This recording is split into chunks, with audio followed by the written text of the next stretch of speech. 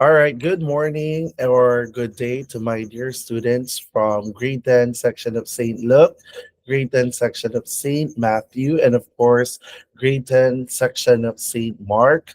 Welcome back to our English 10 class. And today we are going to continue our lesson number 2 on the biographical, historical, and social cultural context of a literary text. So we've already discussed the first two, right? The biographical and the historical context. So, for today's discussion, we are going to focus on the last one, which is sociocultural context. And for our discussion today, we will use a speech that you're already aware of. The speech entitled uh, Queen Elizabeth's speech to the troops of Tilbury in 1588. So please stay with me until the end because we're going to connect the speech not only to its message, but also to the society and culture behind the text. Okay, so let me proceed with the next slide. Okay, so let's look again at our learning competency. It says, analyze literary texts as expressions of individual or communal values within biographical context, historical context, and sociocultural context. The important word here is analyze. We're not simply going to read the speech and say, Queen Elizabeth was brave. That's not enough, my dear students, no? So we need to ask, why does she show courage? What values are reflected in her words? What does her speech tell us about the society in which we live? That's what analysis means, just like what I always tell you, even in face-to-face classes. So in Filipino, hindi lang tayo magtatanong ng ano ang sinabi. Bagkus tatanungin din natin, bakit niya sinabi yon? Anong values ang makikita sa sinabi niya? At higit sa lahat, definitely, ano ang sinasabi ng literary text tungkol sa society and culture noong panahong iyon. That's exactly what we are going to do today. Okay? So look at the next slide. Here we go. This is our literary text. We shall now begin. The title is Queen Elizabeth's Speech to the Troops of Tilbury, 1588. So before we analyze the social cultural context, we first need to understand the actual words of the speaker. So that when we go to the next slides or through the next slides, I want you to pay attention to certain words or ideas that appear repeatedly. So we're going to listen for words connected to God, people, kingdom, loyalty, courage, leadership, victory, etc., etc. No, so these words are going to be important later when we analyze the socio-cultural values reflected in the speech. Okay, so let's have the next slide. Okay, let's look at the first part. Look at your screen, dear students. The speech begins with "My loving people." Notice that immediately Queen Elizabeth addresses her soldiers and subject as "my loving people." Then she says that although some people have warned her to be careful because she might face treachery. She says she does not want to live distrusting her faithful and loving people. What do we notice here? There is already an emphasis on trust and loyalty. She says that her greatest strength and protection are found in the loyal hearts and goodwill of her subjects. In other words, dear students, hindi ko kailangang matakot sa sarili kong mga tao dahil nagtitiwala ako sa loyalty ninyo. Yun yung sinabi ni Queen Elizabeth, no? So, even at the beginning of the speech, we already seen an important relationship between the leader and the people. A relationship, of course, based on trust and loyalty. Okay, so let's continue with the next slide. Okay, I hope you're also reading, no? Let's continue, dear students. Queen Elizabeth says that she has come among them not for recreation or enjoyment, but because she is resolved, right? Look at the part in the midst and heat of the battle to live and die amongst you all. That's a very powerful statement, class, no? She's telling her soldiers that she's willing to share their danger. And then she says that she's willing to give her honor and blood for the God, her kingdom, and her people. It comes on the most famous parts of the speech. Ano yung most famous part ng speech? Sabi dyan, you look at it, I have the body, but of a weak and feeble woman, but I have the heart and stomach of a king. Now notice the contrast, class, no? She acknowledges how society may perceive her physically as a woman, but she emphasizes that she possesses the courage and determination of a king. So sa Tagalog class, ang punto nito yung ang punto ni Queen Elizabeth ay talagang maaaring isipin ng iba na mahina siya dahil babae siya, right? Pero hindi ibig sabihin nun na wala siyang tapang o kaliman wala siyang kakayahang mamuno. This will become important when we talk about gender roles and social expectations later. Okay? But I hope you're still with me. Let's proceed to the sixth slide.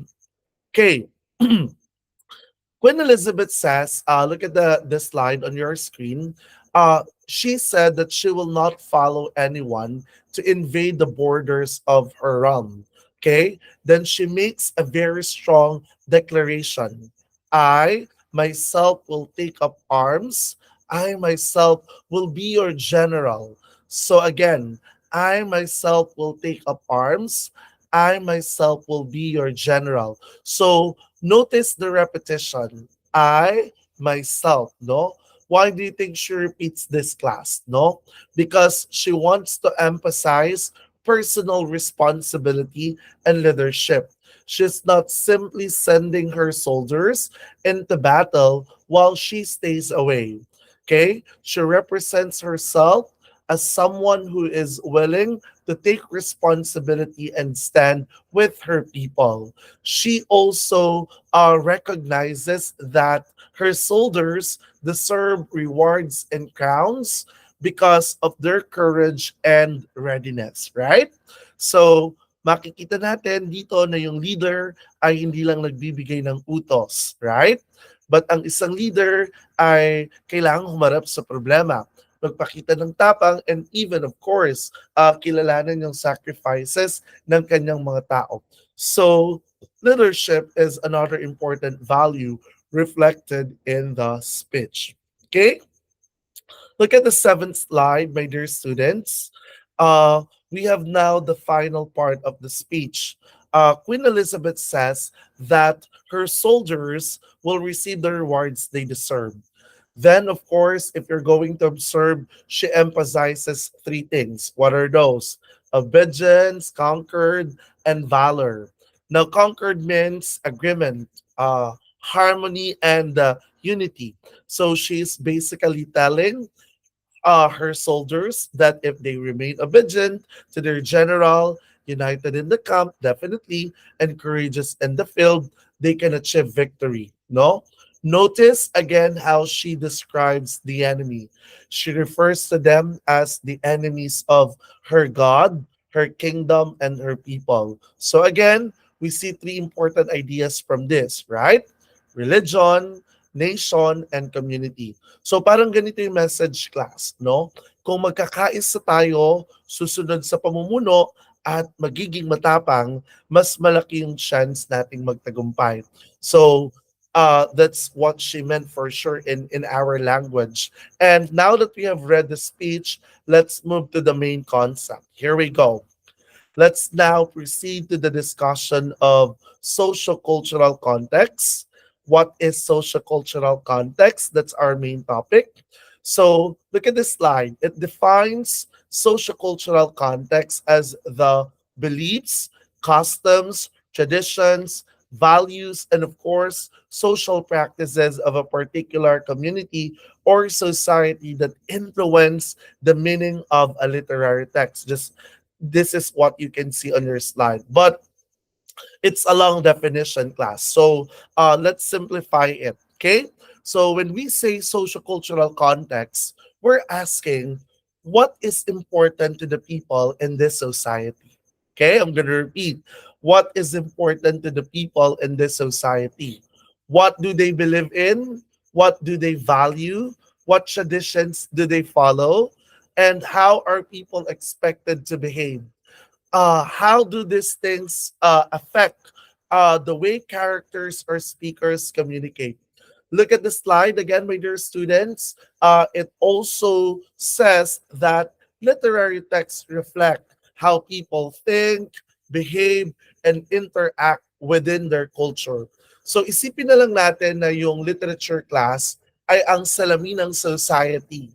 Okay? Kapag may values, may beliefs, may traditions or expectations yung isang society, maaaring makita natin yung reflection ng mga iyon sa isang literary text. So kapag nagbabasa tayo, hindi lang tayo nakatingin sa characters or speaker.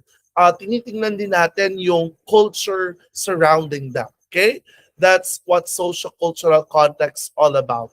But allow me to add another important thing about this context. So let's tell why social-cultural context is important. Bakit nga ba part pa rin ito ng ating discussion? So look at your slide or look at the screen class, no? So readers examine cultural beliefs and societal values to better understand the ideas and messages presented in the literary work. Um, in other words, sometimes, class, a character's action may not make complete sense to us if we look only at our own culture. Di ba sabi nga, when it comes to culture, masyadong malawak yan. We need to understand the culture surrounding the text. For example, imagine reading a story from another culture where a certain behavior is considered respectful. So if we judge this behavior or if we judge that behavior only according to our own culture, we might misunderstand the character, right? So this is why context matters, right? The slide, look at your slide. It also says that understanding social cultural context helps us appreciate why characters or speak, act, and communicate in particular ways. In other words, my dear students, hindi natin dapat agad sabihin na bakit na ginawa yan. Ang weird naman. In other words, dapat walang judgment agad. But instead, we first ask ourselves, is there something in their culture or society that explains the behavior or that behavior? Kaya nga di ba sabi ko, class, hindi ka dapat judgmental. We avoid prejudices because that is more analytical way of reading. Okay? So at this point, if you're still with me for me to check the attendance, I want you to type in your name, complete name sa ating comment section dito sa video na ito. Write your name at kung anong date today plus yung oras ngayon. Again, for the first attendance, I want you to write your complete name, your the date today, and yung oras exactly ngayon. So again, I want to see your comments right now. Okay? Let's now proceed to the next slide. So since we are using Queen Elizabeth's speech to the troops of Tilbury, let's apply the concept to our speech. So according to our lesson, the speech reflects the values of courage, katulad ng nabanggit ko kanina, right? Patriotism, loyalty, leadership, and unity. So let's pause for a while. These are not random values, class, no? But instead, these values are really important. So ang tanong ngayon, why are these values important in the speech? We know in history and in the society and culture, England was facing the threat of foreign invasion that time, no? So the situation required people to stand together and defend their nation. This helps us understand why Queen Elizabeth emphasizes courage and unity. So in Filipino, isipin natin ang situation. May threat sa bansa, no? Ano yung kailangan ng isang community? Kailangan ng courage, definitely, para harapin yung danger. Kailangan ng patriotism, right? Para ipagtanggol ang bansa. And of course, kailangan din ng loyalty para magtiwala sa isa't isa, right? Not just that, definitely, kailangan ng leadership para may direction. And of course, kailangan din ng unity para sama-sama tayong kumilos, right? So the values in the speech are connected to the social situation of the people. So let's have a sample analysis on that. Okay? Look at your screen. Let's take a look at the example analysis. So first, Queen Elizabeth expresses confidence in her people and encourages them to defend their nation. So remember the earlier part of the speech. She says that her greatest strength and safeguard are the loyal hearts and goodwill of her subjects. So we can see her confidence in her people. Nagtitiwala siya sa kanyang tao at ginagamit niya yung trust na iyon para hikayatin silang ipagtanggol yung kanilang bansa. Now look at the second one. The speech demonstrates the importance of loyalty and patriotism in English society. Why do we say so, class? Because throughout the speech, she talks about her people, right? Her kingdom, and of course, defending England. Okay, that's very evident in the speech. And look at the third one. The queen's willingness to stand with her soldiers reflects the cultural expectation that leaders should inspire and protect their people. This is very important, class, no? She doesn't just say, you fight for England. She says essentially, I will stand with you. So kung titingnan natin, pinapakita ni Queen Elizabeth yung image ng leader na hindi umaalis kahit na mahirap yung situation. She inspires her people through her own courage, right? So that's how we connect the words of the text to the values of the society. Okay? Next slide, look at this one. Let's connect society to culture. Okay?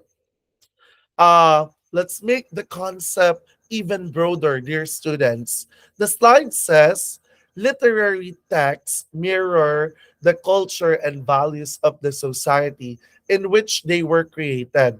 Again, think of a mirror. Just try to imagine may isang salamin. So in other words, literature can reflect what a society considers important. The slides gives us several areas we can examine. Example, traditions, beliefs, customs, leadership, religion, gender roles, and social expectations. So when you analyze the literary text using social cultural context, these are some of the things you can look for.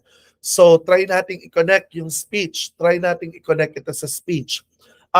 We can examine leadership through Queen Elizabeth's actions, right? We can examine religion through her repeated references to God kasi paulit-ulit nang binabanggit God. And of course, we can also examine gender roles through her statement about having the body of a woman but the heart of a king. So we can examine social expectations through the emphasis on loyalty, obedience, and courage. So kapag social-cultural analysis yung ginagawa natin, class, hindi lang tayo naghahanap ng good values. Tinitingnan din natin, my dear students, yung beliefs, expectations, roles, and practices na definitely evident or pinapakita in the text. Okay? So that's slide number 12 all about. Still, we are connecting society to our culture because it gives us another important idea. Look at the slide. It says that the values of society influences the decisions, attitudes, and language of literary characters or speakers. Let's apply that uh, to Queen Elizabeth. Why does she repeatedly talk about loyalty, class? Because loyalty is presented as an important value. Why does she talk about courage and victory? Because we know that situation calls for courage.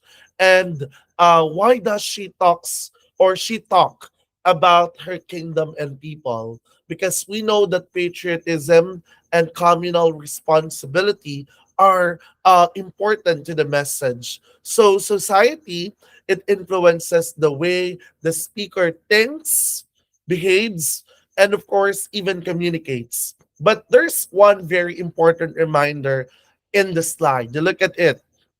Sabi dito, sociocultural analysis should always be supported by evidence from the literary text. Class, please remember this. Analysis is not guessing. Di tayo manghuhula lang dito, no? Analysis is not guessing.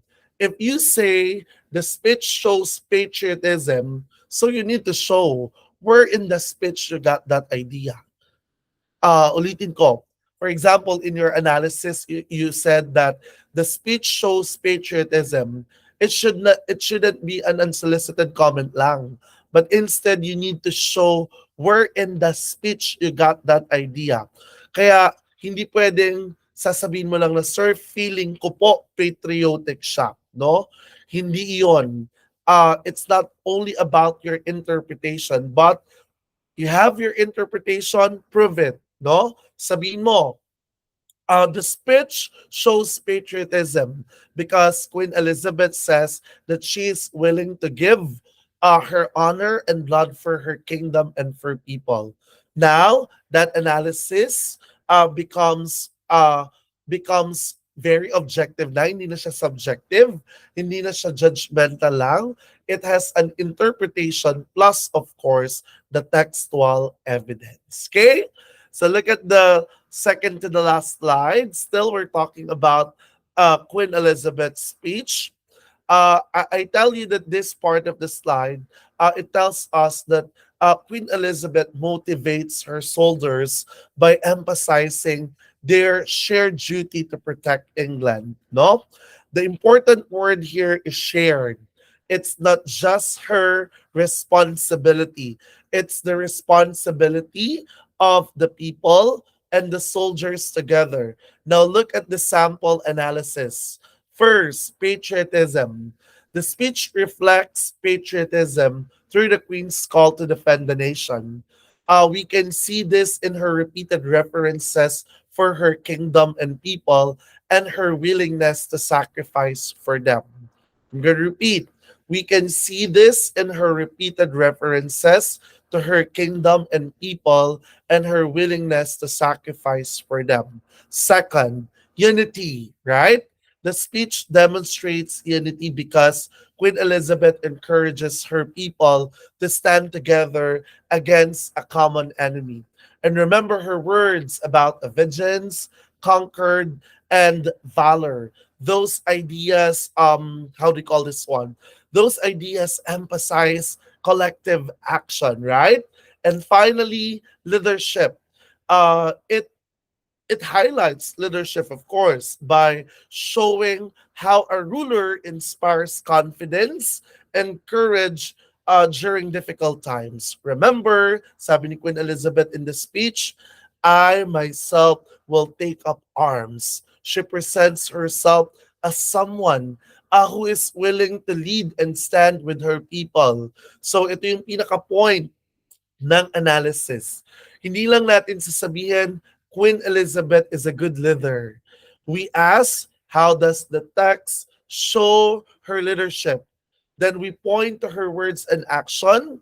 And of course, that's how we analyze a literary text using social cultural context. Okay? So, yeah. That brings us to the end of our discussion. Before we close, I want you to remember one simple formula when analyzing literary texts through social-cultural contexts. We have society, values, text, and evidence. I'm going to repeat. Society, values, text, and evidence. Let's ask yourself or ask ourselves, what does the society value? That's the first one. Second, how are those values reflected in the text? Third, and what evidence from the text supports my interpretation? For the literary piece that we use, we can see the values such as courage, patriotism, loyalty, leadership, and unity, right? But don't just memorize those words, no?